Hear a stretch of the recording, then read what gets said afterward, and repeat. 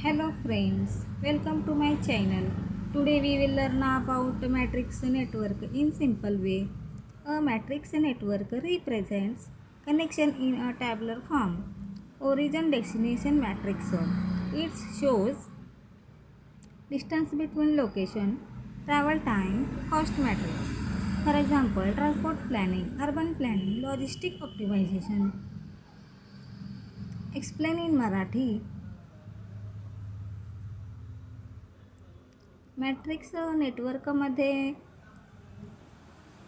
नेटवर्कची माहिती सारणी स्वरूपात दाखवली जाते. यामध्ये ठिकाणांमधील अंतर, टाईम आणि किंमत दाखवलं जाते.